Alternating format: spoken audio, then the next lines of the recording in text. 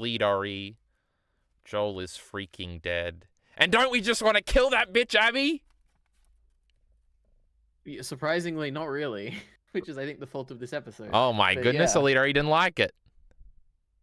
Yeah, that is correct. I did not like this episode. No, not at all. Oh, that was crazy. I mean, I guess there were some elements I liked, but yeah. Anyway, what do you think about this one? I thought it was pretty good. I'm adjusting your image in real time, EliteAri. I'm making you a little bit bigger. Now, Okay. I thought it was pretty good. Now, I was primed. Miller the Killer messaged me, and he said it was terrible, and then he sent me a bunch of paragraphs I haven't unspoiled yet. I literally finished the episode about 10 minutes ago. Everybody needs to know here in the audience. Because EliteAri's got things to do, all right? And we wanted to record it on the night of because we're going to get big views because Joel fucking died, EliteAri. But I did a little twist on our usual intro here. I feel so professional, EliteAri. I got my notes in my hand. I just feel so cool. So I was primed to dislike it, but I think I liked it quite a bit. I think I didn't like it when until you say you liked it, like 3 minutes. Okay. So hold on. Let me predict EliteAri a little bit. Okay. So you didn't like it, which is surprising because I assumed what was going to happen is I was going to hate it and you were going to like it and I was going to complain about a bunch of differences. You were going to say you didn't care and say that it's epic. So it's very interesting that it's the opposite. So there's two things that could be controversial. Obviously, there's the Joel dying scene. But I feel like... Now, I guess you already teased that that's what you didn't like. And there's also the Helm's Deep action scene, which I could see people really disliking. But I would prime you to like that. Or I would assume you would maybe like that. So I'm not sure about that. But you said you didn't hate Abby. So that's interesting. So I guess, I don't know if you're like, oh, they made her too sympathetic, which would seem a little crazy to me. Or you just didn't like her performance or something. Go ahead, EliteAri, tell us. So, just to say about the like half of this episode was like a big fight, you know, big fight with zombies and stuff. It was okay. I didn't have any big issues with it. I think the best part of this episode to me was like when Abby is by herself, kind of like trying to go around and like she's like trying to climb down a cliff and she's falling down to the snow and all that stuff was good. She finds like the frozen zombies. I like that stuff a lot. I like the stuff with oh my god, was his name Jesse? Is that his name? No, the Asian guy. Yeah, it's Jesse. Yeah. Well, him and Ellie, I thought that stuff was like kind of cool. I like that. The big fight itself, like at the actual city, I don't know what you call it. What's the city called? Jackson, actually? The great Jackson. Jackson. Okay, the city of Jackson. It was okay. It kind of, to me, it kind of felt like, I mean, maybe it's because I know that they're gonna survive. I'm like, there's no real tension here because I'm like, oh yeah, this just like it's gonna work out. Like they'll find a way to prevent this. The action pieces with like there was the big bloater, big, what do they call it in this universe? Bloater, that guy following Tommy around. That was a bit. It felt so like. It felt like we need an action piece for Tommy right now. Let's like have this guy chase him for some reason. It was a bit annoying for me, I guess. The flamethrowers seemed a bit dumb. I guess I'm like one of those people who's like complaining about the bad like not making sense action stuff, which usually I don't complain about that stuff. It kind of is like, why did he follow Tommy specifically? Tommy even like called out to him, but whatever. And then he creepily crawled around the corner when he was running everywhere else, which is funny. But the flamethrower thing is definitely a game reference because that's like the thing. You use the flamethrower to kill the bloaters. It's like the easiest method. So, okay. Yeah. Okay, I guess that went over my head then. Because to me, it was just like, oh, why is like Tommy going in with his other three like flamethrower people when they're just people are gonna run at them regardless? Two of them ran away. Could you believe that? Like, well, it's like if it's a game thing, whatever. I like that. That was kind of cool, but also kind of a bit goofy. But it was kind of cool. I got it. Anyways, that's my general stuff on that. All the stuff. The big problem with this episode to me is entirely that I don't feel any of Abby's motivation whatsoever. I don't like. Okay. I think it was better in the game, but I didn't know it, and I'm like, oh, I don't need to know about this. Like, okay, just oh yeah, someone died. Like her dad died or something. I get it. In this one, it's like we open with a dream, and it's like, oh god, it's like one of those cringe dreams where like the protagonist is talking to herself, and it's like, oh, don't go in there. If only I could change things, you know. If only I never saw it, and I don't like that. I don't like the dream. The dream, and then I don't feel. Yeah, go ahead. The dream concept is from the game. Abby never talks to herself in the game. Really? So, yeah, Abby has dreams every time it changes days. Every time she goes to sleep, she has a dream. There's actually an interesting change because we do see her wake up when we first meet her in the game. And she seems to be having a nightmare, though we don't see the nightmare. And then later, at the end of each of her days, we see her nightmares, which is like, it's basically her walking through the same corridor of the ambulance that you walk down as Joel in the first game. And then you walk down in a flashback when Ellie goes back to the hospital in her part of the thing to find out that Joel lied to her. And then later, for the third time in the same game, the fourth time overall, because you also do it in the first game, obviously, when you actually are Joel, You walk down it as Abby, you go in and you basically see her dad dead again. She screams, she wakes up, right, this is after she has sex with Owen. And then the next day, after she saves Lev and Yara, she does the same dream sequence. She walks down the hallway, she opens the door, and her father's alive there and, like, smiles and hugs her. And it's like, oh, she did a good thing, so now her PTSD is subsiding a little bit. It's also much more dreamlike. I guess so is this one where she's talking to herself. I feel like it's also scary because I don't know if the audience would know her face enough to realize that this isn't like, would they be like, oh my God, she's got a twin, or is this even the same girl or something? That was something I thought of. But yeah, I didn't really like that to open the episode. I sort of agree. It's something they took from the game, but they changed a little bit, which is usually what they're doing. So yeah, I would wonder if there wasn't that second Abby there, I wonder if it would have made it better, because I think that is really what took me out of it. It was I'm a little like, corny. it's like we're doing the thing of like, yeah, I guess corny is a good word for it. Yeah, so that bothered me. It's mainly just like I don't feel like the motivation. It is. I really hate it at the end. We know the entire motivation. Yeah. Anyway, go ahead. Like, wait, actually, just to say, I have like a half recollection of this game. I remember the first time, like, I remember there's like this scene where we get Abby with her dad, like later on or whatever. Yeah. I remember that, and I remember like being invested in that and being like, oh man, I'm so sad that like I like yeah, it is a much better. I'm like sad that it ended. And at this point, I'm just like, oh, I don't like. I kind of get, okay, intellectually, okay, her dad died, I get it, but I don't feel any connection between them, and it's like a weird place where it's like later maybe I'll get the connection, I'll understand it, but at this point, I'm like, oh, I don't feel it, and but it'll, I don't know. It'll also be way too far later because it's probably going to be season 3 when everybody's forgotten it. Like all they'll have is like the impression of this of like, well, fuck Abby, who's this dumb bitch. Whereas obviously in the game, it's like, which is maybe a good thing. I don't know. I feel like it's worse. No, it just is both. In both cases, it's bad for the show, I think. I did, because I started, like, the scene at the end, I started hating. Like, I was like, oh no, this is where the episode falls off. Miller the Killer's probably right here. Like, she's monologuing forever, and a massive strength about it, and I'll get into it more later, I guess, is how quick the scene is in the game. And basically, Joel cuts her off from doing a speech in the game and says, get whatever speech you've got rehearsed in your head over with and get this over with or whatever. Which they kind of try to adapt here when he tells her to shut the fuck up, but that's after she's done like a 2-minute monologue. And the monologue, I think, is really bad. I think it's written bad. I think it's acted bad.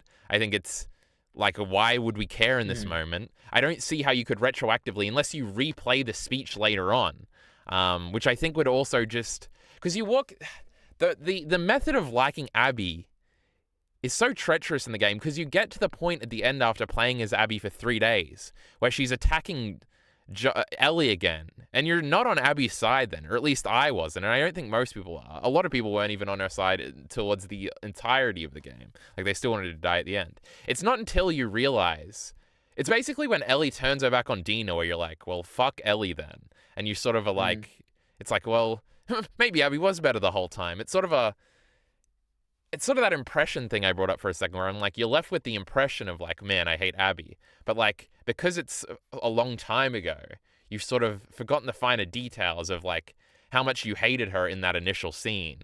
And sort of, it's sort of a time healing wounds thing where you're like, well, right now she's doing good things. So I'm like, oh, and Ellie's doing bad things. So it's like, oh, come on, Abby, maybe. And it's like, it's just like the whatever's more recent you're on the side with. I'm on Abby's side. Fuck this Ellie girl. I don't want to kill Abby right now. She's trying to save Lev. She's just a little girl. This fucking Ellie, she's no good. But yeah, I really don't like that monologue at the end. I like that we did an overall thing here, EliteAri. Do you want to go piece by piece here, or do you have more to say, or? Just to say, there is also one thing I did, which is I watched the episode, and I thought, man, like this scene where Joel is dying, this really affected me when I like watched through the game, like for the first time or the only time. And this didn't. And then I went back and I watched the scene from the game, like, oh, maybe the scene from the game isn't as good as I thought. Crazy. It was like just as good as I thought. Oh, you're the best EliteAri. I love you. I mean, there's like small, like, well, I guess not even small differences, like the fact that Tommy is there, and not the fact that the fact that they just knock him out straight away and stuff, and it's like that's gonna impact him later when it's a lot more violent the way they knock Tommy out. About it. Yeah. Like my impression of Tommy, for instance, like I don't remember the details and stuff, but at the end, I feel like he was in a bad position of still wanting to get like revenge. Yep. Right? He was like, yeah, which is like it stuck with me when I was like watching. It is a great characterization moment. It is very visceral. It is very gross. You hate, like you love Tommy. Tommy is so good at the beginning of the game to Joel, and you're like, when it teases that he's going to be bad, and that makes you like him even more. And he's like so good throughout the game. He's like doing everything for you and for Ellie, and then you get to the end. and he's got like the same motivation as, well, he's even more visceral because he's basically Maria dumps him, and like he has nothing, and he's like limping around, and half his ear's gone. And the scene where you hate him is also the scene you find out he's alive, because it looks like Abby kills him, but the bullet only goes through the side of his head. So it's like initially you're like, oh my god, Tommy's alive, this is pretty cool. And Ellie's like on the farm, oh my god, the game's ending. Like, oh, they got out of it, this is great. But then Tommy comes in and makes Ellie go back, basically, guilts her into it, like makes Dina hate him, ruins Dina's life, is like an old man barking orders, has like a sourpuss we've never seen, and it's like this whole journey destroyed Tommy in every way. He was like the good one. And well, what do you think then? Because to me, it does feel important that he was in this scene where it's like when he wakes up, he's gonna be like, "Man, I wish I did something differently." But like, I don't know, maybe I don't remember enough of the game. Like, I think and this episode is kind of emblematic of it. I think they want Tommy to sort of replace Joel a little bit, for the show. I think he's probably going to be in it a lot more. Tommy is like such a hero,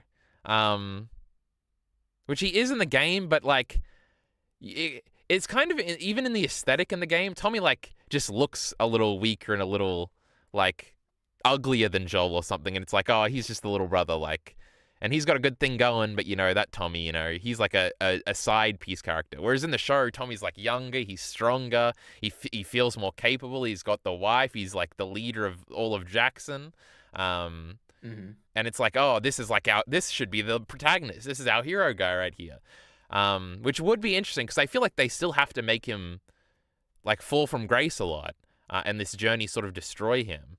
Tommy not being there, I guess, is a strong motive, because Tommy goes ahead and basically tries to like, Ellie, don't go. Like he tells Ellie they're both gonna leave like the next day, but then he leaves like the morning, and then it's sort of like Maria who helps send Ellie after her. Because she wants him back. It's a bunch of really interesting sort of characterizing bits there. I think like he's going to see there, he's going to be like, oh, I wasn't with Joel, I should have gone to Joel, and I didn't, and he's dead because of me, so like I have to do it and go out ahead, and like the kids don't. And he's going to like march through, and I don't know if he'll get a whole Tommy episode in Seattle scoping around or something. But yeah, it's very different. What was your original question, EliteAri? Did I just ramble? I think you answered it. Oh, the Dina change. Yeah, it's pretty clear that retroactively, like all the stuff last episode was setting up for that. I don't really understand it. Like Dina like she puts down the bag and it has the WLF thing on it, and it's like, oh, Dina noticed the WLF thing, and they all said their names before Dina got knocked out properly, which I had in my notes eventually. I was like, oh, Dina's like woozy and she's not going to remember him next episode. But then I just watched the preview, and she basically says in the preview their names are this, and Abby, and then the dramatic music. I was like, oh my goodness, fucking Abby. So write that note off, I guess. I really love the characterizing moment when Dina and Jesse find Ellie at the thing too, because it's like one of the last things you hear. Like Ellie's knocked out, she comes to for a second, and Dina runs in and she's like, oh my god, Ellie, what happened or something. And the way she says that little line is like such a great little piece of characterization of how much she like cares. It just feels very descriptively like, oh, this is what somebody who's caring says in this situation. It's really good. And Jesse's like fumbling around. And it also feels like Abby and the gang just escaped, because Dina and Jesse would have come in and shoot them all or something, which is probably not true. And also Abby's group is way bigger in the game, which they have cut all the characters except for like the core ones, the core 5, which is a true. Go ahead, EliteAri, name them. I could not. Owen. Yes, Abby and Abby. Come on.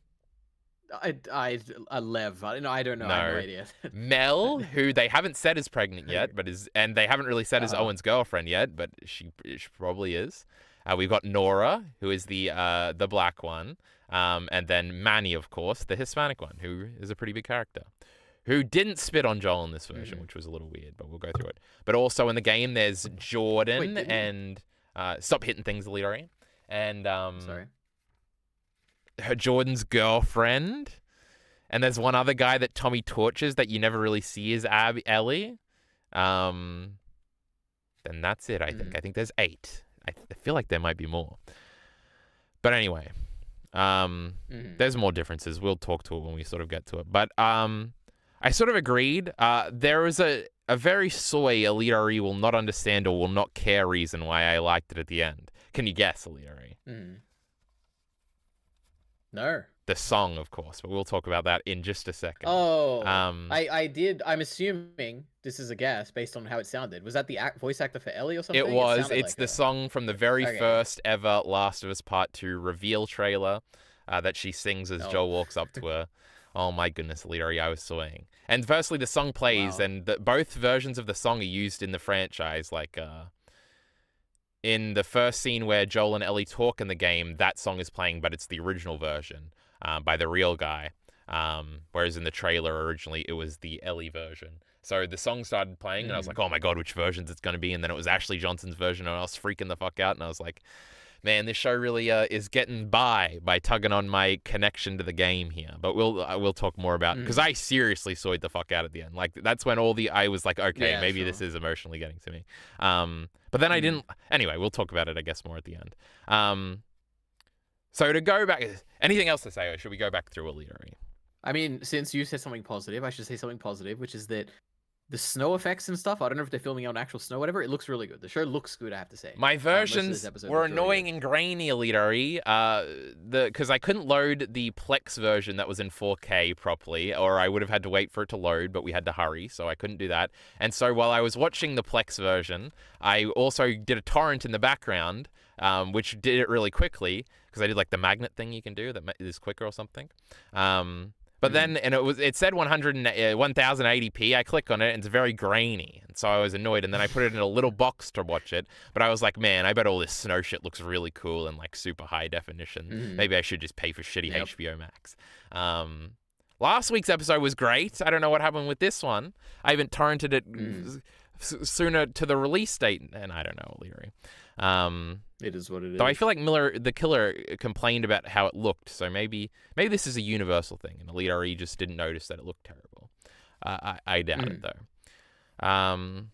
My first note here is the Joel is freaking dead joke, so we already did that. Oh, EliteAri, I have a clarification from last time, when I speculated that Gail perhaps was Joel's girlfriend in that little thingy, and we learned afterwards, but the people didn't learn. Me and you Googled it, but that was actually Esther. So we were wrong about that, EliteAri. We got to be honest here. We got to keep us honest, chat. Nobody in the comments complained, but I know everything about The Last of Us, and I won't have some commenter fucking correcting me. I'll do it my goddamn self, EliteAri. My next note here is Miller, but I think we should save this for if we have time at the end. We will read through Miller the Killer sent me many paragraphs of him complaining about it. He started live messaging me, I think, because he was like, "Oh my god, they did the Jesse and Dina, the Jesse and Ellie scene, disgusting." And I was like, "Oh no, I hate that. That's in my video." They avoided all the things in my video, but they didn't really do it. So first of all, the title of the episode of EliteAri is Through the Valley, which is the name of the song at the end. The first episode's title was Future Days, which is also a song, but a song that didn't play in the episode. So I didn't think they were going to play the song in the episode, and they ended up doing it. I even have a note here where it says, song title doesn't play. I don't know why I was so arrogant in that opinion. An interesting thing is the Future Days song that the first episode is titled after is obviously the song Joel sings to Ellie throughout once in the game, and then Ellie plays it to herself on the guitar whenever she gets the chance. It sort of is used for a transition between most of Ellie's days in Seattle. Very sad. Awesome. The song, funnily enough, came out like in 2013, which is when the outbreak happens in the games. But obviously, I don't know if you remember this, EliteAri, but in the show, they made the outbreak happen in 2003. So they probably can't play the song and have it make sense in universe. Because it came out 10 years after the thingy happened, and it's by Pearl Jam, a very famous band.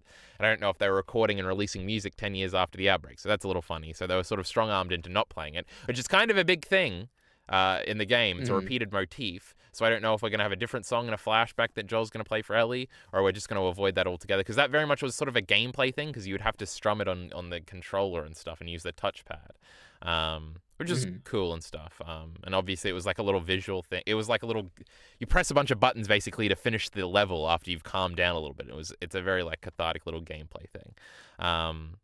But Through the Valley, I actually don't know when that song came out. Now that I think about it, that guy that sings it's pretty young. Maybe that didn't come out either. But it was played non-diegetically in the universe of the show, so I guess that's fine too. They could just be like, oh, this. Yeah, it's not a big give deal. A monologue and be like, this song came out in 2008 or 2012. I don't know. Yes, well, it's not really a problem, but Neil Druckmann, because actually the song came out like 2 months after the outbreak would have happened in 2013, and Neil Druckmann had to like make a tweet one time, like Yukimura does sometimes in Vinland Saga, where he's like clarifying things, where he was like, oh, but they played it live like 2 months before they released it properly, so Joel must have gone to a live show and heard it. So that Neil Druckmann, he's got his finger on the pulse there. He thought about all this stuff.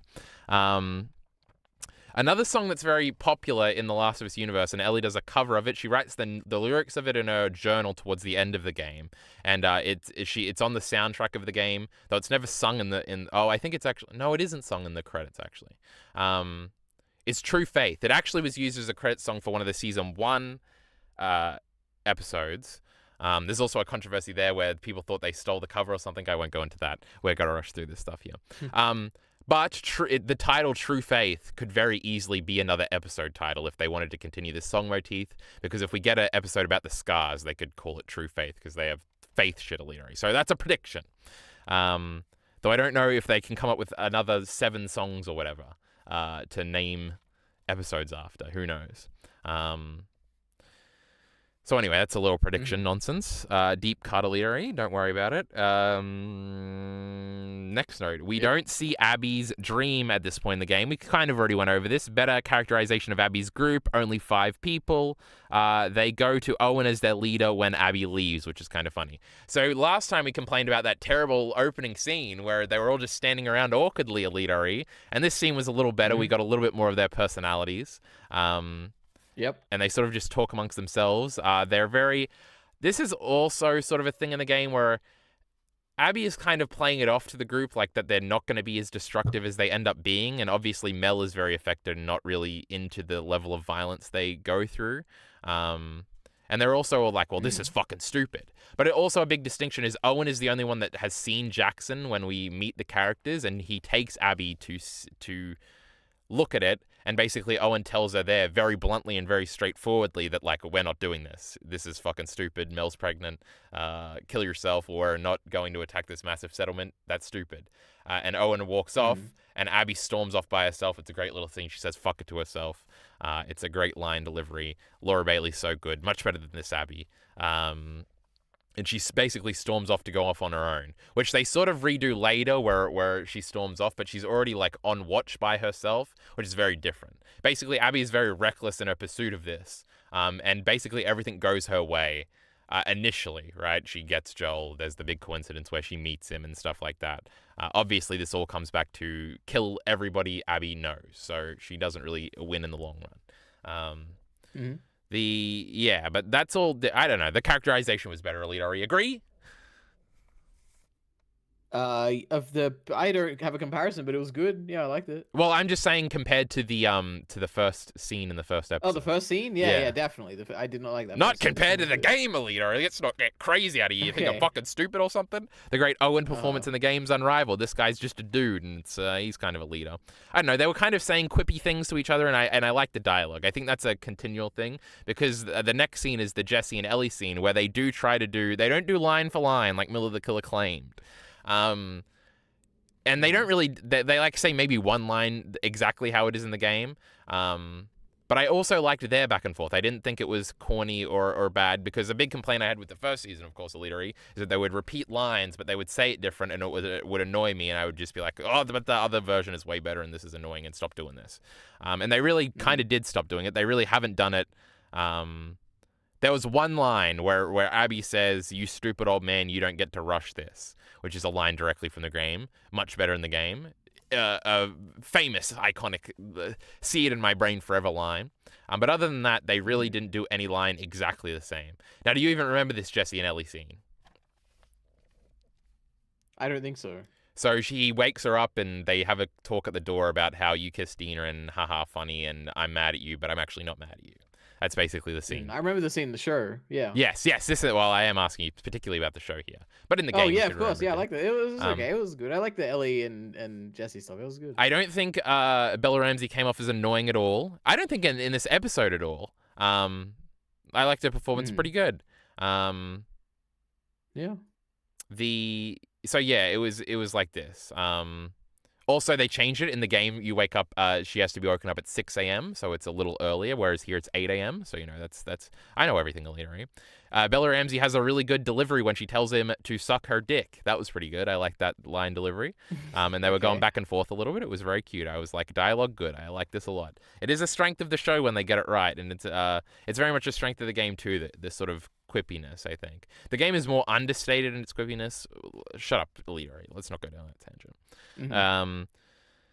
A massive change here, which kind of piggybacks off something we did talk about last time, which was that Ellie wants to go with Joel. And they do imply, if you remember last time, EliteAri, Ellie walked past Joel and didn't talk to him on the porch, which is a scene in the game where she does talk to him on the porch, and I made the point that she definitely just walks back after the camera cuts and talks to him. We'll see that scene later.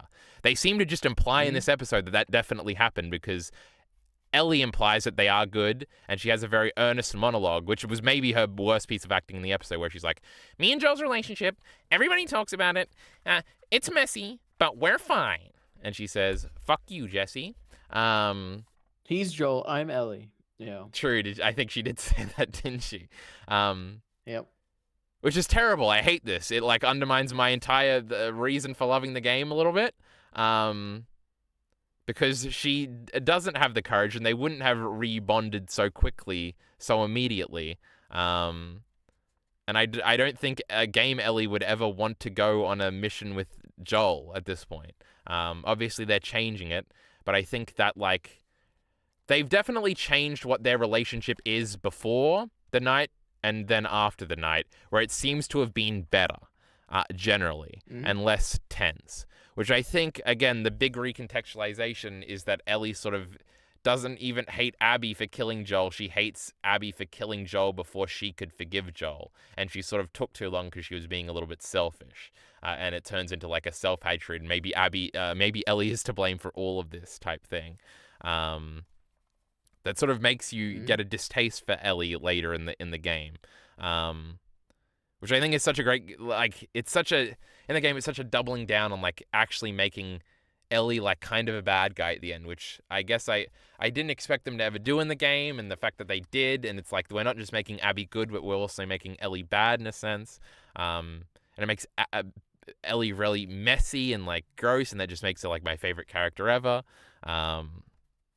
It's so good. But they are changing that, which is interesting, and they seem to double down on that change here. Then, and she also I don't has know like if they are changing it. You're saying about the I don't think they are changing it, right? Because they had a scene here where, like, they obviously skipped the scene you talked about last time, right?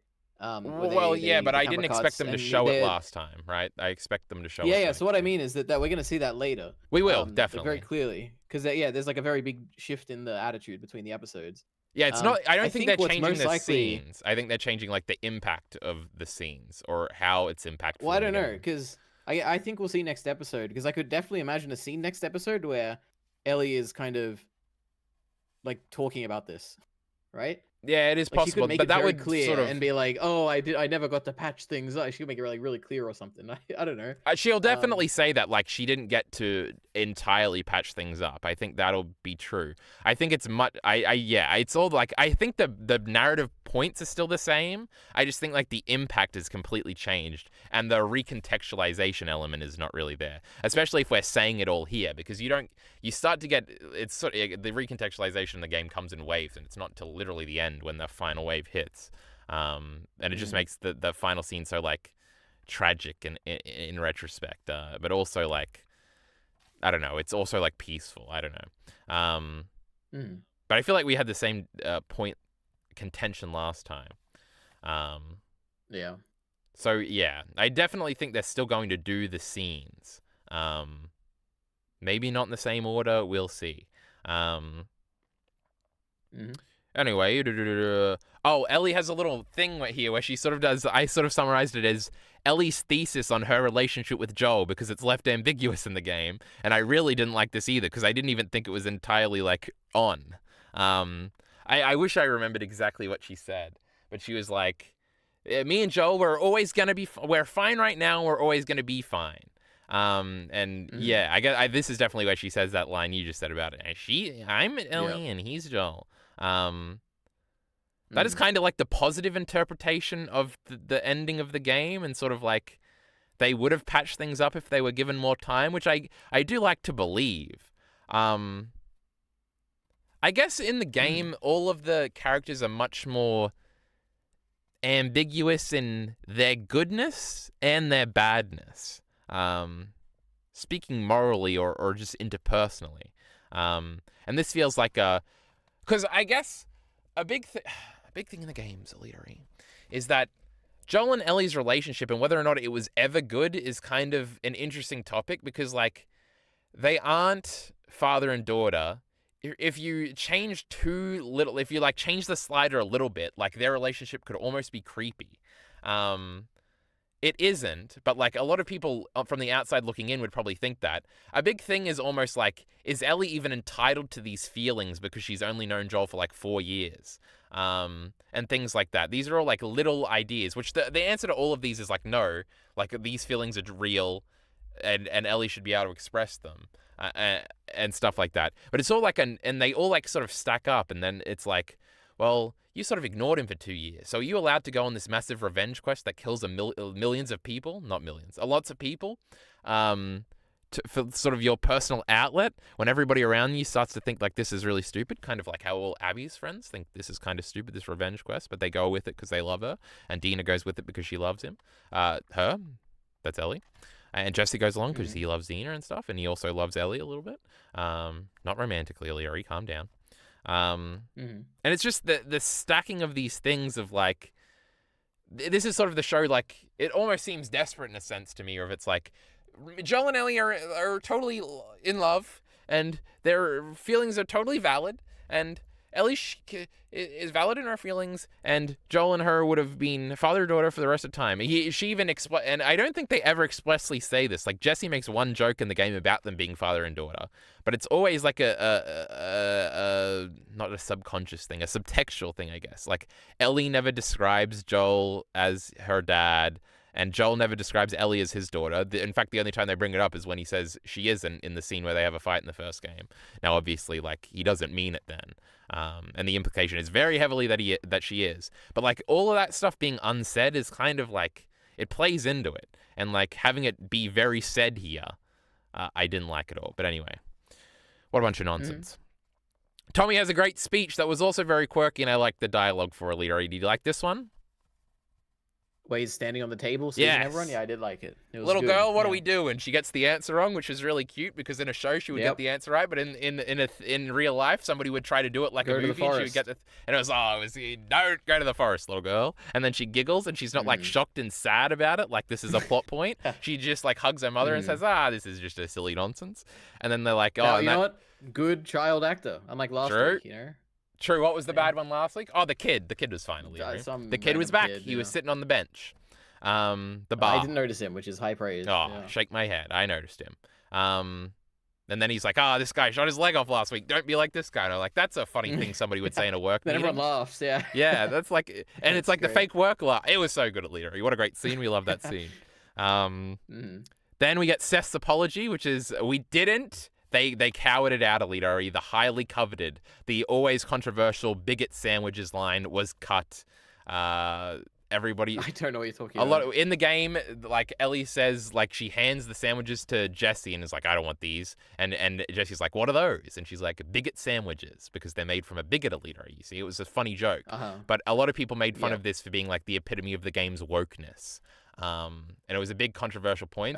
And even in Matthew Matosis, who we all like, who didn't like the game because, you know, he's a little stupid sometimes, EliteAri. In his review, where he really doesn't ever comment on woke stuff or anything like that, he highlighted that line very much as like a terrible line that it was representative of how the game wasn't as well written as the first one.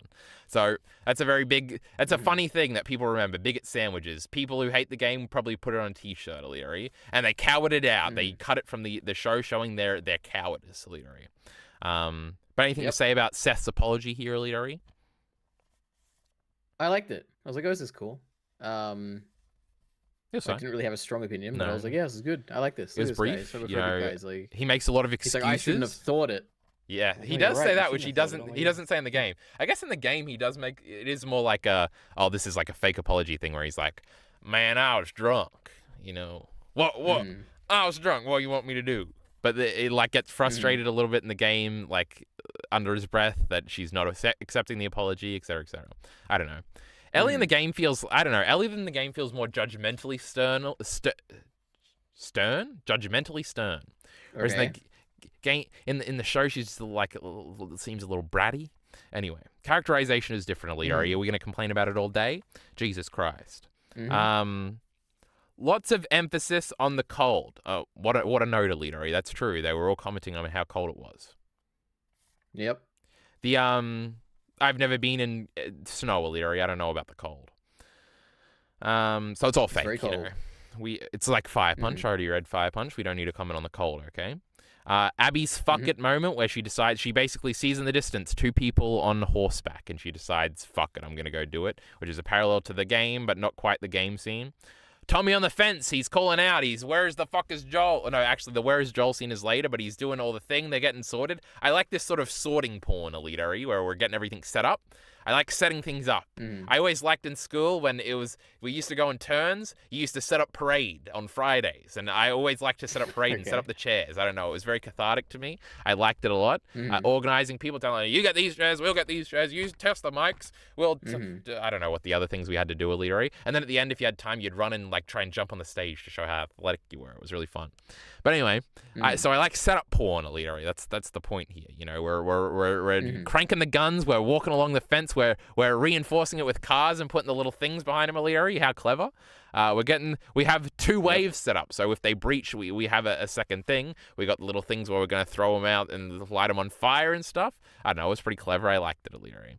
And I was very prepared to absolutely disgustingly hate all this stuff. Now I do it's still like, why would all these zombies be out here in this very remote place? That was a lot of zombies. It kind of seems silly. They are very feral. It could have been a hot summer where there was less snow or something, and they've been there for like 10 years or something, right? I think in the first episode, and they do say this in the game, when you see a slight bit of a horde, it's much smaller than this, but it's like, oh, they're going through the cities, you know, there's Jackson's between two cities or something, and they walk through, and you gotta stay out of their way or something. So whatever. It was a lot of zombies. I'll hand wave it. Correct me here, or like inform me here. Is the fact that is the hive mind a thing in the game at all? No, not really. Not at all. I don't. That's think. an insane thing, isn't it? That's like a night and day. Like feels like the eventual like conclusion of this the zombie stuff. Well, I don't think it's a hive mind. I think it's like a hive feel, right? Like they're all connected. For instance, there is a central intelligence of we're chasing Abby. No, now we're going to send both hordes and send it to the town because now we know there's a town here. I don't know. Some intelligence there, right? And the fact that they've commented last time they commented on there's the smart thing, whatever, stalking thing. Yeah. This time they commented on how they're like using their own dead bodies for insulation, so that now they have true. like people underground. And I'm like, this is like But I know that is like a zombie trope. Like they even they tease doing that in Attack on Titan, but they don't. Where it's like, they sort of if you stand around, they figure out how to climb trees in Attack on Titan. And I feel like in The Walking Dead, through like Normie's reactions I've seen, I'm pretty sure you've seen that show, right? There's like some smart ones or something, right? But not really. I don't think there's any smart one. In the first episode, no, what it is, like some hints of what it is like the people that disguise themselves as zombies, right? That's what I'm thinking of. Which is not what we're talking about at all. But I feel like this is a zombie trope where like they're getting smarter or something right before we finish or something. But yeah, go ahead. To me, it feels very much like an Attack on Titan thing. So major spoilers for Attack on Titan if anyone has seen it. The final few stretch of chapters or episode in the anime or whatever, there is a central intelligence controlling the Titans, which is the giant like worm thing, right? This is very much what the fungus that is spreading throughout like all of the city and is like in the pipes, and as you see it like moving around everywhere, it feels to me like when they're showing things like that, I get invoked like the idea of like, this is a central intelligence here that is like commanding them all. In the same way to how Attack on Titan, that worm at the end was like controlling all these Titans. It kind of feels very similar to me here. I feel like, which I don't know, might go in that direction. They might not. Like there might be a scene, which would be weird and obviously very different from the game, where they are like talking to this fungus in a way. But maybe not. I just feel like there aren't many infected really in The Last of Us Part 2. And they obviously changed in season 1. They made this change where it's like if you step on the fungus here, a whole group will run over because they're all connected underground. Yeah. I think this is literally just a device to have a lot of zombies chase people in the show. And I think that's as far as we're going to go with it. Like, I don't think there's going to be an You don't think intelligence they're going to thing. keep building on the... I don't... It feels like they've hinted it twice Well, now. the In, like, stalker first thing... episode and this one. Well, I don't know if I agree that this episode is necessarily a hint. The stalker thing is just finally putting something that was in the game. Like, in the game, like, these weak, skinny ones, like, hide and will run up on you. And that's what the stalkers are. I think it's just because they're, like, weak and they've, like, learned to do it. Like, animals will learn how to survive or something. I don't know. Maybe. But I feel like an Attack on Titan that's like like the subconscious drive of things is like a big thematic point in Attack on Titan. Whereas I don't think I think the zombies really are just set dressing in The Last of Us. And I don't know if they play in too much thematically. You would think that, but in the first season there was a lot of like, oh, this is how they started, and it was like an outbreak here, and this is like how they work. Like the first opening scene is like talking about how it works, like in that flashback. But I feel like the nature of these zombies feels more explored in the show than the game. I think they're just flexing because everybody has like admitted that the idea is cool, that it's like the fungus thing. Yeah, probably. Yeah. But yeah, and that's how they marketed the first game. I'm not very caught up on the marketing of the first game, but I know like the first thing, the tease that Naughty Dog ever did was they posted the ant video or whatever, where it's like, oh, ants have fungus, and it's like, why would Naughty Dog be showing this? And then it was like, oh my god, they're not doing Uncharted, they're doing a zombie game. This is crazy. And there was a health bar in the first trailer, but you never have a health bar in the game. So that's crazy. What a change. Oh, wow. Anyway, well, you do have a health bar, but it's not a health bar. You'll understand, EliteAri. The true. Don't step on the thing, EliteAri. They'll chase you. But I don't think this is going to be a big thematic thing. I don't know. Well, one of us will be proven correct, EliteAri. Get ready. When we have the scene where we're talking to the giant fungus, it's going to be great. I'm going to be so excited. That is a cool idea, just not for The Last of Us, I don't think. Talking to the unconscious zombie stuff, that's pretty cool. I've probably seen it in something. It feels familiar. Yeah, it does, doesn't it? Like, I don't know. There's some point where, like, the mysterious, crazy thing that's been chasing you the whole movie, like, talks at the end, and it's very unnerving or something. I don't know what it is, but it's something. Yep. It's not what I was thinking, but they do it in... is it Legend of Tomorrow? Is that what it's called?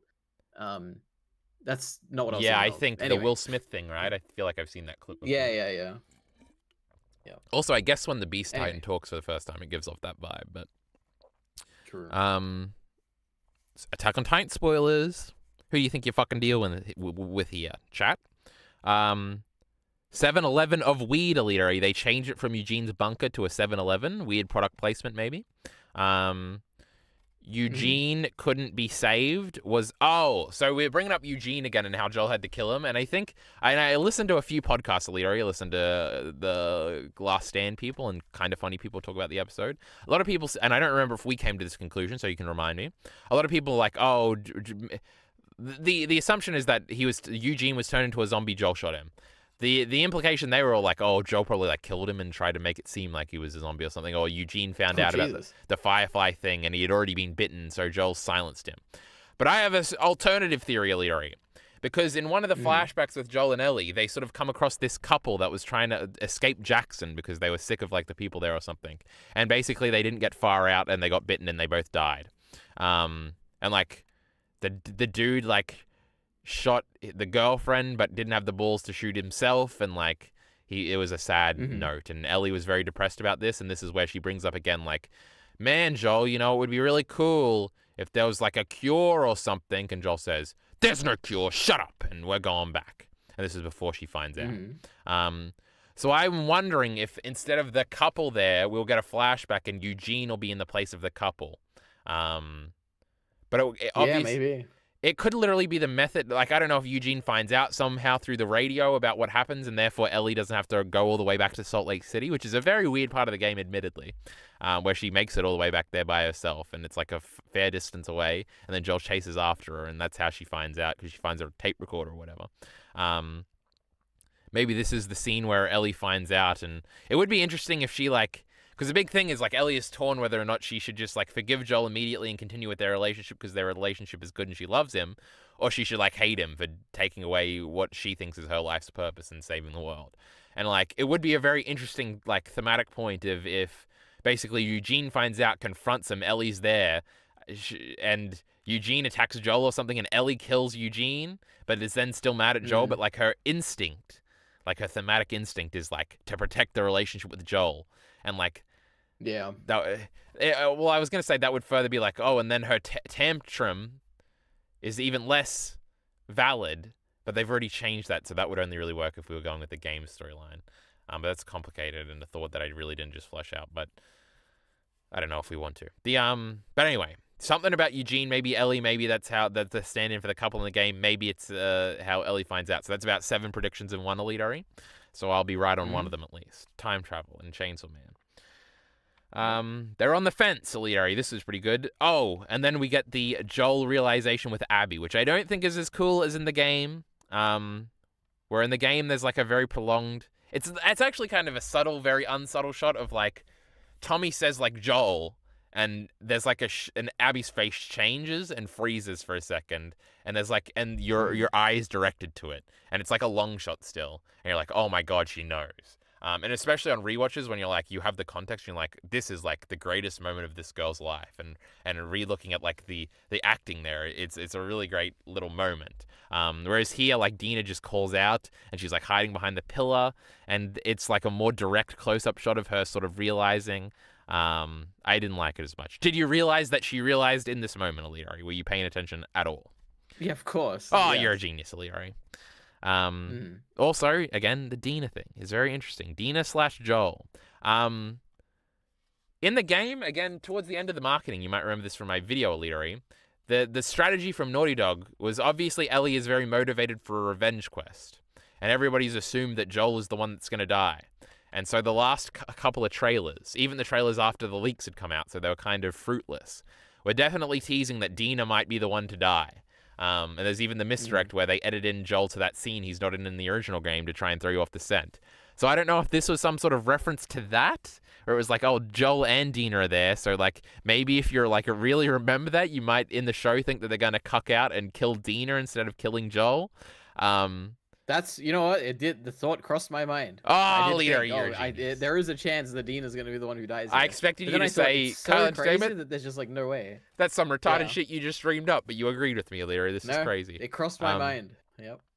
It vaguely crossed my mind too, but I'd sort of been spoiled that this was the episode that it was going to happen, because why else is Miller sending me 17 hidden paragraphs? So I was like, well, this is... I was ready. I was so ready going into this, because like if either it's going to be in this episode, which it has to be, or like I'm going to be really angry because it has to happen early in the season, and we're really pushing it. It's going to be episode 3. So I was happy it was in this, but yeah.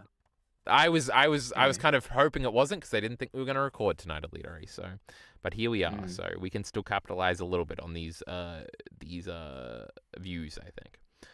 Don't get your hopes up. We nearly got like 200 views in the last one. It was okay. Mia just left a comment recently, saying how Dina was better in the show. I nearly punched him. Anyway, where was I up to, EliteAri? Abby realization, Dina, Joel die. All right, we did that. Wheelchair girl, EliteAri. They're very inclusive in this show, like in an actual woke way, and it's very interesting. It doesn't bother me at all, because I'm not a churd EliteAri. I'm not a right-wing loser. But they've got like, it's much more racially diverse in the game. We had the deaf kid. Obviously, Sam was deaf in season 1. There's a lot of different body types. Like that one bad girl in the Sam and Henry episodes was kind of a chubby girl. There were other things I can't remember. Oh, Bill and Frank were much more explicitly gay. And we got a wheelchair girl on the radios, EliteAri. So we're very inclusive. That's lovely. Okay. You don't care about the wokeism ruining the show, EliteAri? You know what? It doesn't affect me either way. It was fine. I had no issue with it. I didn't really stand out to me as anything good either. I don't know. It was fine. There was an example. I don't know if I was talking about it with you recently, or if it was just a thought I had listening to a podcast or something. But there's something where maybe it was in the Star Wars discussion where I was like, this is legitimately like really woke, and like people don't talk about it. Conclave, that was it. Conclave. You're a genius, EliteAri. It's true. Conclave and like black sails and these things, these are like legitimately very woke things. Especially like explicitly in ideology, not just in the Star Wars way where it's like representation. I guess in this it's very much representation too. So this is kind of in the Star Wars vein, rather than the Conclave / black sails vein. But it's very interesting because obviously it's really the criticism is never really directed at like deeply like woke stuff, like with actual woke ideology. Well, I guess Ben Shapiro made a video about Conclave, but it was all the surface level like nonsense. Yeah. Anyway, people who complain about woke shit aren't even good at it, EliteAri. Put me in. I'll make $1 million. Yep. Anyway, the wheelchair girl had some good lines. I don't know. I liked her. Every 10 seconds you check it. What? Amy was her name, I think. I remember. But I just wrote down wheelchair is she in the girl. game? Oh, no, she's not in the game. I don't think. Oh, okay. I don't think they even have radios in Jackson in the game. So her role didn't really exist. They certainly didn't get attacked by hordes in the game, you know, this fucking silly nonsense show. Jesse will be in charge of Jackson someday is something Ellie says, which is kind of a cute bit of characterization because it kind of seems that way in the game. He's very young and he's like in control of like patrols and stuff. He like gives the orders and stuff before they go out on the one patrol we see with Ellie and Dina. He seems very dependable. Obviously his like defining characteristic is his dependableness and how he like literally goes all the way to Seattle just to help and die for his friends. He's what a nice young man. He's a little bit more sarcastic in the show, but that's okay, I guess. He's a bit quieter in the game, I would say. Anyway, but Ellie saying this out loud is obviously cute. It's like a nod, like that makes sense. You know, he's a guy. Now, obviously, they have this weird council thing that EliteAri loves in the show, which is silly and I don't like. Where it seems like Maria just runs shit in the game. But true, he could be the successor. But also, it's very tragic line, EliteAri, because Jesse is going to die way before he does that because of Ellie. Kinda. Abby shoots him in the head, EliteAri. Spoiler. It's the craziest fucking... Oh my god. Abby's just there when you didn't expect her at all. You just run out of the thing. Jesse's immediately dead. And right before you play as Abby again, you're like, I want this bitch to fucking die. Anyway. I hate that Abby girl until I love her. Anyway. I just hate this girl. She sucks. Oh, we didn't even mention. She's so unbelievably still very skinny. Oh, yes, EliteAri. Get over it. No change in her physique, but yeah. You weren't even into the discourse. You didn't even know I had already given up hope. You were delusional. Yep. How are there so many? I already talked about this. I'm talking about the horde here. They got defense and budget. Oh, that was a funny little joke, EliteAri, because we're having a big fight scene because we got a lot of budget now because we're a big successful show. Pretty epic. I guess this brings up a thing because obviously there's the one scene. I don't even know if you remember this scene, but it's the sniper scene from the game in season 1 where like a bloater comes up from the ground and there's a horde of zombies and all of the people. It is the chubby girl I was saying, and Tommy from the game, the voice actor from the game, is like the guy with the military, and he puts a whole clip of a big military assault rifle into the bloater. And the bloater doesn't even flinch. That's why he's supposed to be really scared of the bloater in this episode. And that's why we need the great flamethrower to take it down, EliteAri. It's a big setup and payoff from last season. You forgot all about it. That's why you hated it. Now... No, I remember. There was an old man sniper guy, yeah. He wasn't that old, EliteAri. That was the great Tommy from the video games. What an actor. Anyway... Something about budget. We must be talking about different people. I remember an old man who was like barely in, like he was out of it mentally. Oh was, no, like, yes, the sniper dude was old. Yes, he was very old, which is something I certainly didn't remember until my rewatch. So it's very funny that you remember that. But like, there was Do you remember the girl, like the chubby girl I'm talking about? I don't remember her being chubby, but I do remember her. Yeah. Yeah, she was whiny and chubby, and she had a funny voice, but she was the leader. Very modern. She had like a right-hand man who had an assault rifle and he carried it around everywhere. He was like gray, he had a beard. That was Tommy's voice actor. And he unloaded the whole thing into the bloater, and it didn't affect it. So now that we're all caught up here, they also crawled out of the ground in that one, EliteAri, just like in the snow here. I do remember that. My point here is that there's a big in the first season. There's even a point made sort of verbally about this, about how it's very hard to shoot people and like actually hit them, which is something that's definitely abandoned in this episode because like Joel gets like 3 headshots in a row and then runs off, and like Tommy is getting all of his shots off and stuff like that. It's kind of a difference. I kind of liked because every time Joel would get in a shootout, he would miss like 90% of the shots. And I don't know. I guess it's like realism or something, and it was cool. I don't know. It was a little thing where it's like, even when you like, if you have the gun, you're really not safe when you're like going to sleep or something. And in this, like, oh, well, we're just shooting people. It's an action scene. It's okay. It's just a difference. I'm not really that mad about it, EliteAri. Put your gun away, okay? Flamethrower the bloater, like in the video game. It already killed a Tommy. Isn't that funny, EliteAri? It killed Tommy's voice actor in the first season, ripped his head off, which is the death animation when you get caught by a bloater as Joel in the game. And they did it in season 1. You're like, no, it can't get this Tommy too and rip him apart. That would be no good. But of course, Tommy, and again, it is, I don't know, if you don't know anything, this is probably a very tense scene because you probably do think Tommy could die here. And you probably could think that, like, the whole city is going to fall. But as you said, we kind of know that it isn't. I will say when the bloater's, like, creeping around, it's a little tense, EliteAri, and he's letting the flame out. And I'm like, oh, no, don't let it get you. So I felt a little tense in there, even though I knew the conclusion. It was kind of cool.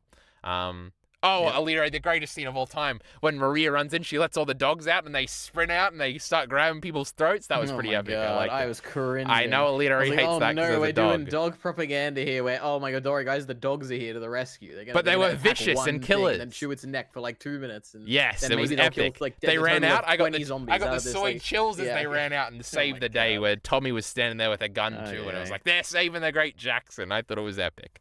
And it wasn't even bad dog propaganda that EliteAri has conditioned me to also dislike, where it's like they're patting the dog on the head after it does a good job. There was none of that, EliteAri. They were just vicious animals. And also was set up in the first season, if you remember, there was a very tense scene where they were smelling Joel and Ellie when they first got to Jackson to see if they were infected. And it's like, oh my god, she's going to smell Ellie and the dog's going to rip her apart. But then the dog just cuddles her.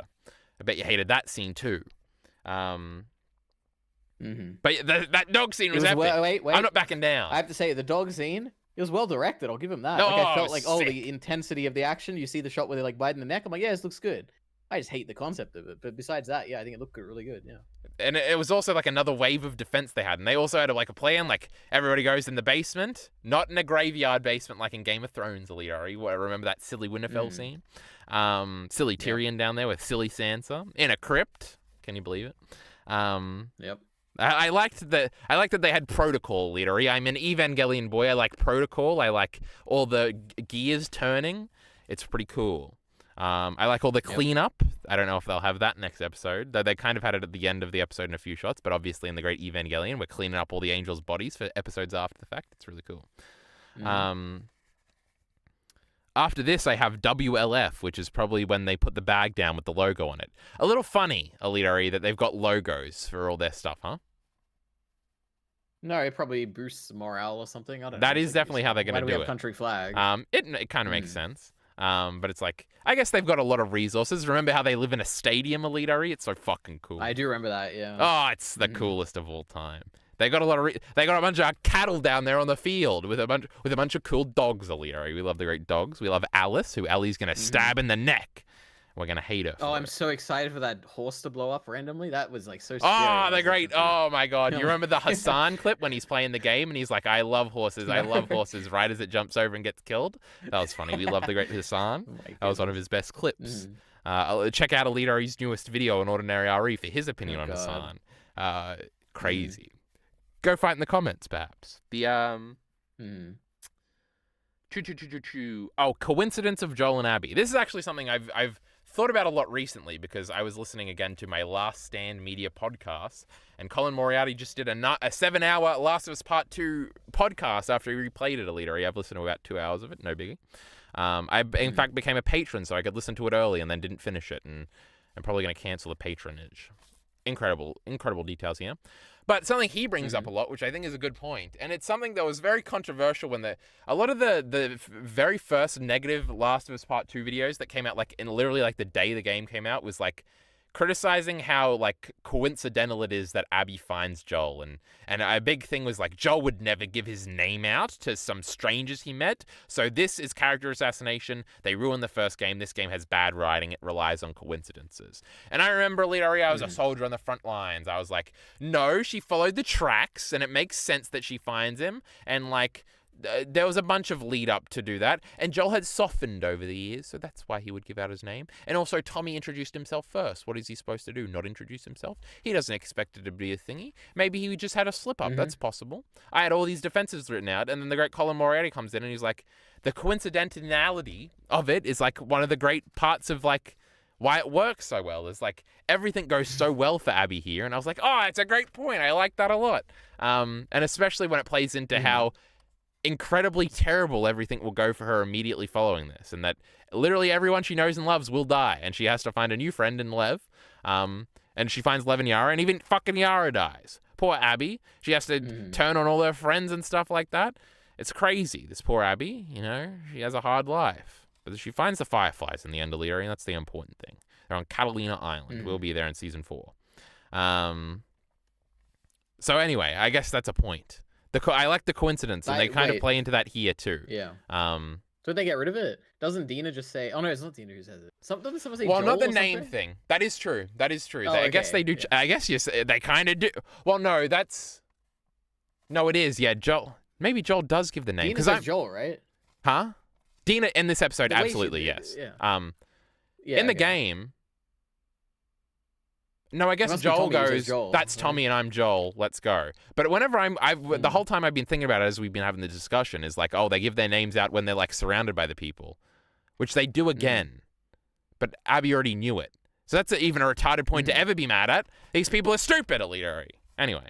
They are, yes. Yeah. Coincidence equals bad. Actually, coincidence equals good. Take that, Jockey Bacon. Was that a point? I don't know. They kept that up in the... Well, not the name reveal. You're getting hung up on the name reveal. That's not a coincidence stuff. But how she finds them and just sort of lucking her way into, like, literally being saved by the guy she's looking after. I think it's cool. I like it. Dina can't remember. Oh, this is my point about how Dina was all drowsy and stuff, and that's why she's not going to remember any of this. And I thought that was a good little technique, but she just remembers it all anyway. Now, this is actually an interesting point. So now we're in the scene, EliteAri. So they're there in the thingy. There's a thing where Joel kind of admits, like, oh, yeah, the last time I saw Fireflies was in Salt Lake City. And Abby sort of like... And I guess this is probably a pretty tense scene if you don't know what's going to happen, because it seems like maybe they're going to talk it out or something at the beginning. She does have a nicer demeanor before she does her evil villain monologue here that I don't like, towards the beginning here. And she, like, thanks him for his honesty, which is obviously... This goes back to our Ellie conversation the night before of, like, he probably was honest with her on the porch. That's how it is in the game. So that would fit in the game timeline of, like, well, Joel's been very honest these last few days. And, like, right before he died, he was very honest or something. And that's sort of a thematic thing they're pointing out by having this particular line about it. But my whole theory is that he might have been, like, found out beforehand. God, it's so great, EliteAri. Every character doubles down on their bad decisions in The Last of Us Part 2, the video game. And it's so great because it's like they all had distinct motivations for doing it. And the thematic outcome of it is not important. The emotions that go into the decisions is how people function, and that's reflected in all the characters. Like, Abby never has a moment where she's like, man, I shouldn't have killed that Joel fella. He was all right.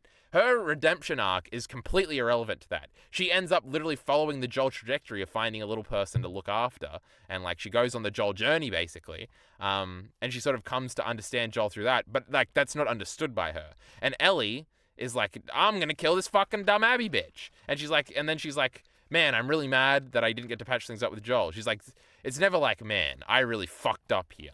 And, like, Joel, even at the end in that final recontextualing scene, where it's like, he's like, and I would have done it all over again, Ellie. And I'm like, oh, he would have done it. He's not going to make it easy for Ellie to forgive him. He's going to be honest. He's going to say, I'm not even going to say I regret it and I shouldn't have done it right now because it's what you want to hear. I'm going to say I would have saved you no matter what. I don't even care what your feelings are, Ellie. And part of the honesty is what breaks through. So if they adapt that part of the scene, then this is sort of if we look at it chronologically, thematically for Joel here, honesty is a big thing, which is probably why he was so immediately honest here. I don't know. I guess another point here is that Joel is, I would say, a little bit. There's a thing, EliteAri. None of this is true, but I want to say something hyperbolic to get a reaction and then retract it like I do how I say things, but I almost don't want to. What you don't want to see when your favorite character is getting killed is them whimpering on the ground, EliteAri. Which doesn't happen in either version. Yeah, okay. Because it's like pathetic, and you want them to have like a noble death or something. If Joel's gonna get taken out by an evil guy, you don't want it to be piece by piece as he's being beaten to death, because it's like you want to remember him as this strong guy, and he died valiantly in something, a romantic type death, which is Mhm. obviously both scenes are designed to sort of not give you that. It's not completely brutal, like with him whimpering. But this is all built up to comment on one single line, which is kind of in the middle of these things that I'm kind of complaining about, is where he does be like, "We did save your life," and it kind of seems like he's begging a little bit there. And I don't know how I liked that line inclusion. In the game, Joel really doesn't do anything like that. Again, Joel is much stronger because the scene is much briefer, where he gets shot in the leg, he screams, but it's a masculine scream, EliteAri, so we can still love him. And then he when he gets hit, he does make groans and stuff. In this show, it's a little bit more whimpery, which is okay. Again, this is just interesting changes. I was gonna do a big thing where I pretended to have a problem with EliteAri. That was my funny bit. I think this is one element where having Dina there is like more important, right? Because he's probably willing to do things that he wouldn't do if it was just Tommy. I mean, he's obviously he loves his brother, but Dina's someone who's like he kind of has to protect, right? Yes. Like he's probably willing to like be like, oh, I saved you or whatever, as like a bargaining thing, because it's like he needs to get Dina out of here. That is true, but they do. I just simply don't remember the order of events here. I don't know if they'd already knocked Dina out yet, and they do like. It is a very believable iteration that they're not going to hurt her. This is a carryover from the game. The great moment where Abby is like threatening Mel with hurting Dina is like great. And it's something similar does happen in the game, where it's like Abby threatens, like it's very clear why Mel hates Abby. Like literally, she tries to steal, like she's stealing her fucking baby daddy later in the game. And like she's doing these horrible things at the beginning, and Mel clearly isn't like down with it at all. In the game, like when she's told to turn Kid his leg or whatever. And she very much doesn't want to do it because she doesn't want to be part of torture. But like later, you just hate Mel because you're so on Abby's side, and it's like this fucking dumb Mel bitch is annoying. So that's a great moment. It's also a great like in the group they have a character dynamic where they all want different things, so it's just sort of like a layered character writing in that sense, and I like all that stuff. And that is there in the game. They do because you do see the death scene again from Abby's perspective a little bit. Where they do the same thing in this, where the noise sort of like leaves for a second when you're in like Ellie's head as everything's going on, where you can't hear what they're saying. But in the Abby flashback, like later, you do see it, and there is more character dynamics there, which is sort of put into this scene here. But all of it just makes Abby softer, which the show doesn't seem to do at all. Like Abby cries a little bit at the end. She like is the one that tells Jordan, who is the guy that gets his face slashed in the game, but they just make it Manny in the show, but it doesn't seem like too big of a slash. He's also the first guy of the group Ellie kills. He shoots Dina from the roof, and Dina falls through the roof, and you're like, fucking Dina's fucking dead! Because everybody's dying in this game so brutally. The horse died literally 5 minutes before EliteAri. And you're like, fucking Dina just fell through the fucking roof on some glass. She's fucking dead. I'm gonna stab this dumb Jordan prick with his dumb scar on his face and his dumb fucking girlfriend. I hate them all. We find that girlfriend disemboweled later by some scars. You're cheering it on. You fucking hate these dumb wolves. I want to kill that Abby bitch. But in this, it's just the little cut on Manny's face. But okay. What point was I making? The sound went out or something? Characterization back in? Go ahead. Just to say about that, there is like the little thing where it's like this guy, apparently his name is Manny or something, really hates Ellie in the scene. Yes. And I'm just trying to understand this whole time. Like, what's going on here? Why is he so mad? Because she cut his face. I'm like, oh, I guess you're like...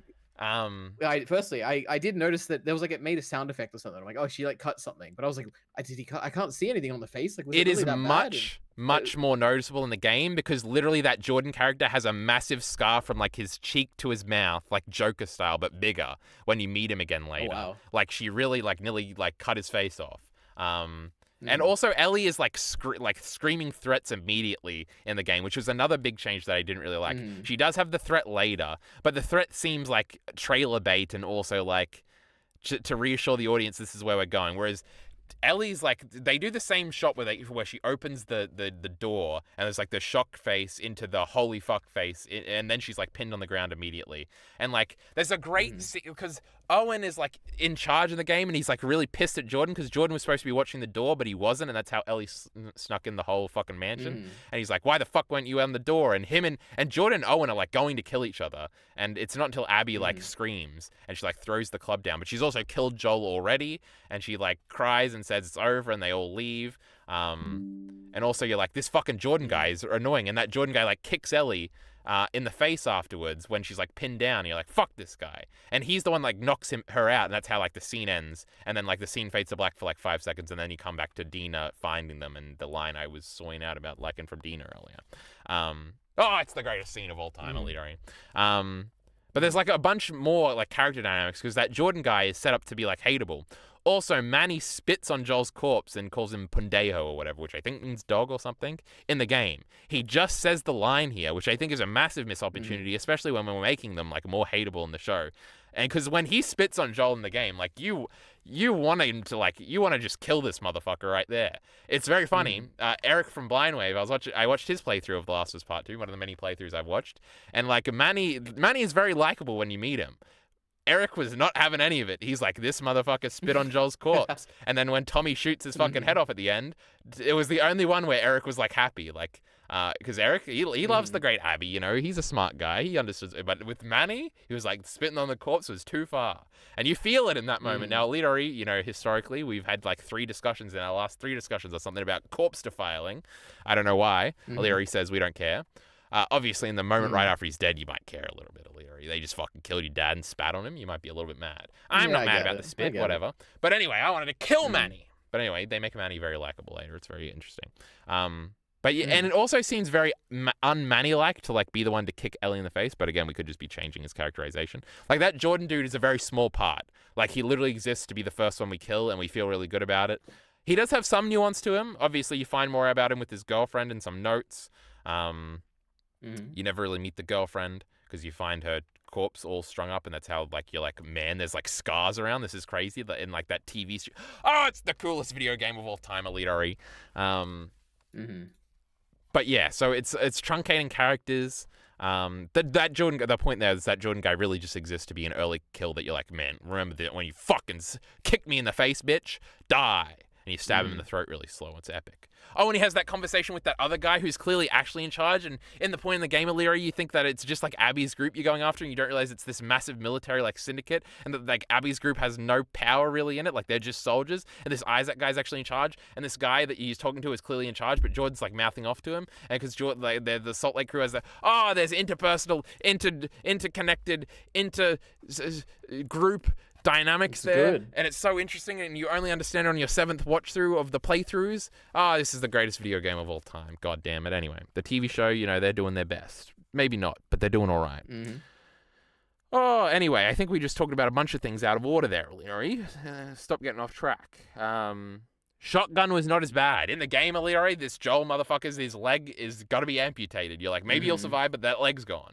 And this, he just like gets shot in the knee, and it looks gross, but it's not like his leg is literally hanging off, and they like bend his leg back too when they like tie him up, and like Owen and Manny, I think, hold him down. It's the most gruesome thing you've ever seen in your life in the great video game. I will say, I guess this is where we can talk about the viscerality of the scene. I think the game is much more visceral. I think there's like a shot, and I kind of don't like this shot, but I think it is a little visceral in the show where like she's like punching him. I was like, well, that's a little dorky. Did you recognize this shot or think it was dorky at all, EliteAri? You know what I'm talking about? Yeah, I was like, oh, this like little girl is like punching this guy. Yes, it probably is to do with the little girl thing too. But I don't know, I was like, fuck this little girl punching my man Joel on the ground here. So that kind of made me mad in a sense. So I was like, oh, okay, maybe that was good. But I will say, everything in the game felt more visceral. Except, like, it's more, you do hate Abby, but there's, like, more finesse to it or something in the game. It's like Abby doesn't feel like such an evil caricature. She feels like that almost makes it worse in the game because you're like, oh, I totally, because you do have that realization. I think I tweeted about this as I was playing through it. I was like, I've seen Vinland Saga. I know where this story is going. I know she has a motivation. I know it was probably her father that we killed at the end of the first game. But like the frustration in that of like knowing while they're doing it and still like hating them for it, and like the understanding gap being like, you thinking it is not going to resolve this situation and it can only be resolved in me killing this dumb bitch is like, so powerful. But here you're just like, oh, it's just like an evil villain monologue, and we get way more of the backstory immediately, which makes you dislike it immediately rather than it just being something you have to speculate about for like 10 hours of gameplay. And as it's slowly revealed in letters and shit, and you're meeting, oh, it's the greatest video game of all time, Larry. But that wasn't as good. So the point I'm saying here is I was trying to make a visceral point about violence. The stabbing him in the neck thing, I think, might be more visceral than the game, like the brains coming out with the golf club, because it is shot from behind. Like, you don't see Joel's face when he dies. You only see, like, the top of his head and the brains go out. And it is very visceral. You do want to... It's, like, the worst thing you've ever seen in your life when you see it. But I don't know. For whatever reason, seeing a long shot and seeing his face as, like, she stabbed him in the neck, for whatever reason, the stab felt more violent. I guess the golf club is like more viscerally like gross and like, oh, that's not supposed to happen. You're not supposed to use a golf club to kill somebody and like bash their brains in. And the stab, I don't know, the stab felt more like evil, I guess. I don't know why. I don't know if you think that at all. But I think that was where the viscerality played into it more. And I will say, like, Ellie immediately gets knocked out. The scene of Ellie crawling over to him, I think, is very powerful in the show. It, like, basically everything... Because I was hating it. And then, like, these last few decisions, I was like, oh, actually, maybe this is really good. So, Ellie crawling over, I thought was very, like, this is, like, very sad. And it hits me a bit. And I think the song starts playing right as that happens. So I'm, like, doubly invested now. And then they like cut to a long shot outside, and it's like Jesse's solo horse arriving too late, and you're like, oh my god, this is like that one like that long shot. Like I feel like I'm gonna remember that for a long time. That was very impactful.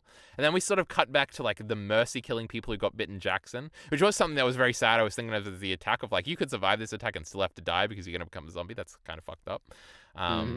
They do resolve that, like, Jackson survived, which is sort of left up in the air of, like, everything. If you're just watching the show for the first time, you're like, fucking Jackson's dead and Joel's dead and this sucks. But they're like, no, Jackson's okay, right? And then the trio rolls up and like, them bringing the body back is not something we ever see in the game. They do it. There is an implied thing there. But them, like, dragging it on the back of the horse and, like, Ellie still being conscious on the back. This is, like, we never see it. We just cut to, like, Ellie in her room a few days later. Or maybe, like, the day later, and Tommy comes to speak to her, and she's, like, very quietly angry. So her, like, bent over on the horse being, like in utter grief, which can only really happen in, like, those first, like, hours after the fact. I thought it was pretty powerful too. So I liked all these things at the end. Did you like any of these things, EliteAri? Also, we're going flat rather quick. Oh, of those many things, there's one that I detested and ruined like the scene for me a lot. It is the stabbing at the end. I didn't like it at all. It felt very much. I'm like, oh, like she was very merciful to him in these final moments where she killed him quickly. Whereas in the game, I'm like, man, she's like, it's gross, and like it's like he might still be alive after that a little bit. The stabbing in the neck, I'm like, oh, she's like killing him very. It bothered me. I'm like, oh, I don't feel it at all anywhere near what I felt when she hit him with the golf club, whatever, in the game. There is a sound cue in the game when she hits the golf club, which I think it is, like, again, obviously I think the game is much better. I don't know. There's something about the face being shown, I think, that gets to me a little bit. And it feels more like evil. I don't know why. It feels like, I don't know. I don't know why at all. It's still the golf club, but like the handle's broken off, and it's like and she like looks over at Ellie. It's like, this is weird, and this is like viscerally gross. I don't know. There's something about that got to me, but interesting. I have a few things. I have to say, go ahead. Now on the scene though, there's one more thing, which is that I did like the delivery from, I think it was Owen, when he said end it. I was like, I feel it in this moment. Abby's gone too far. She's that's a line pretty directly directly to at this point. Yeah, I think it was well delivered by Owen there. Yeah, they're kind of like fed up with it. You can see it on their faces. They are a little less fed up with it in the game too. They're all sort of more on the same side, except for Mel. Like Nora is the one that like knocks Tommy out and like hits him 3 times, and she's like the lead doctor.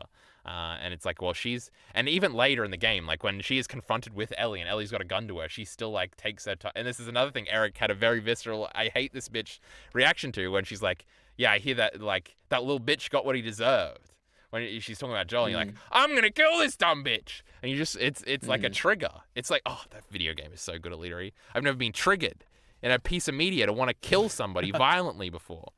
I love The Last of Us Part 2. But then poor Nora, later you're just meeting her as Abby, and she's just like breaking Abby out of jail and stuff, and you're like, this Nora, we love her. Can you believe it? Perspective, EliteAri. I really hated the moralizing that Abby tried to do. It was like the worst thing in this show to me. When in their speech where it's like, and killing a doctor is wrong. I love that Joel never knows who this girl is. He never knows who he killed. Like, he doesn't know any of this. Ellie doesn't know any of this. Dina doesn't know any of this. Ever. Like, they never know. Like, Ellie literally shows up and tries to reason with Abby at their first confrontation after she shoots Jesse, where she's like, where's the implication of what Ellie says, which completely goes over Abby's head because she just doesn't care, is that Ellie thinks Abby is mad because Joel didn't save humanity. She has no idea that it's because of a much more personal, silly thing. And, like, the fact that they're both very dug in on over personal, silly things is like, it's not about the big things, EliteAri. It's the little things that make us kill each other. The more personal things. And it's like, this is... And, like, why would you kill an unarmed... First of all, he had a scalpel and he threatened Joel. So, you know, he wasn't even unarmed, pussy. The great Jerry. Remember when he saved that zebra? It was so cool. You loved him. Anyway. Anything, EliteAri? Just got the second battery warning. So, if you got anything to say... I have two things. Go ahead. We're going way back. Go. Number one, I like the idea of the frozen herd, like that was just like underground. That was kind of cool. And when she's like running and the floor is like caving under her, I'm like, oh my god, it's so scary. I like that. Also, I had like a moment where I'm like, oh my god, I remember this bit. I remember it. This is like my oh my god, it's like a visceral memory, which is that when Abby is like trapped behind the fence and the zombies are like piling I'm like, oh my god, I remember this. And it was like before the scene happened, I saw the fence. I'm like, oh my god, the scene's gonna happen. But I remember, I was so excited. True. But yeah, that's cute. That's all my notes. Yeah. So I guess just reading my thing here. Joel telling her to shut the fuck up was kind of cool, but again, it came sort of too late. And I like the game version better, where it's like, get whatever speech you got rehearsed over with, and get this over with. Oh, Joel was so cool up until when he died. He was so cool. You know, I love the great Joel. Quick in the grave. What the fuck does that mean, EliteAri? Quick in the game. I understand the scene was quick in the game. I like that she's... I generally I did like that they weren't afraid to make her hateable. They're not pulling punches with that, so that was okay. Punches looked bad. Nowhere near as impactful, I have written down, but this was before the last 2 minutes. Excellent. No, I'll fucking kill you, which Ellie does say, but it's not as good as how she says in the game. Stabbing is visceral. Cut out noise. She stabs Manny instead of Jordan. No spit. Crawl to the take the knife out was great. Song, Ashley, both in full caps. Jesse approach. Mercy killings. Jackson survives. Trio returns with the body. All right, we talked about all that, EliteAri. Congratulations. We might even get an outro in. Next week, it seems like a lot of Ellie grieving, which seems cool, but a lot of them seem like shots from the game. Spoiler alert, EliteAri. That's what I saw in the preview. I'm still excited. I thought it was pretty good, EliteAri. What would you give it out of 10? We got 3% battery left. The episode or yes, what? The episode. The whole episode? The game gets a 10, we know. Like a 5 out of 10? I'd give it like a... It wasn't the worst, but like... Yeah. It's funny that you're more negative. I do think that's interesting. I would give it the same as I give like every episode of the show. I'd be like, it's like an 8 or something, or maybe a 9 at points, and then it frustrates me, so it's like an 8. I didn't hate it, which is interesting. But with that being said, we'll be back next week, EliteAri. I'm so excited. Well, I guess I'm not as excited as I was for this week, but we'll be back anyway.